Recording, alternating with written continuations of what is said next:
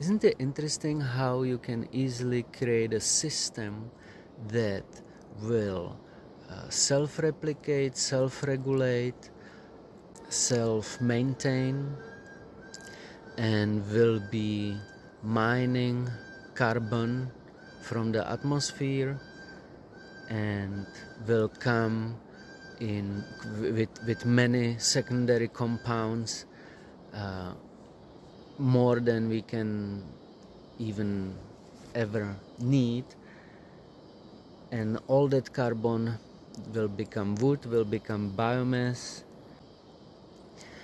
It regulates the climate around itself, regulates the temperature.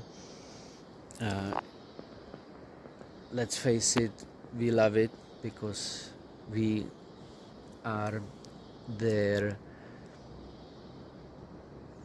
branches, you could say. Mammals are sort of the extensions of trees. Yeah, so I find it super interesting how you can easily create that system, partially because everything is in the place for it to happen anyway, and so most of the time you just have to not be in the way, really.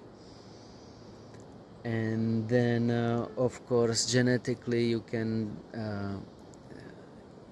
make decisions within a food forest that have to do with the genetics.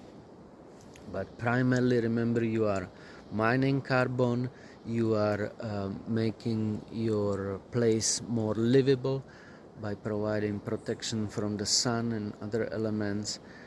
All that is done by standing food forest, mature canopy forest type. Water, I didn't mention water. Trees produce more water than they use. Trees are the legitimate, it's proven by studies, they are legitimate tree producers, and as lots of people don't keep in mind, microorganisms and fungi spores and other microscopic particles really serve as cloud seeding characters once they are up would be there, up in the cloud heights.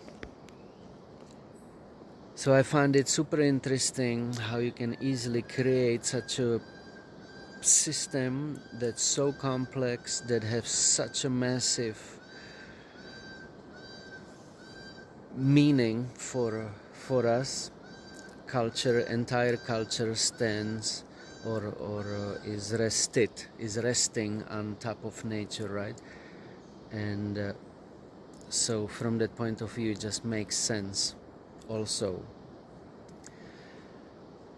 to choose nature as the vehicle of sustainability, period.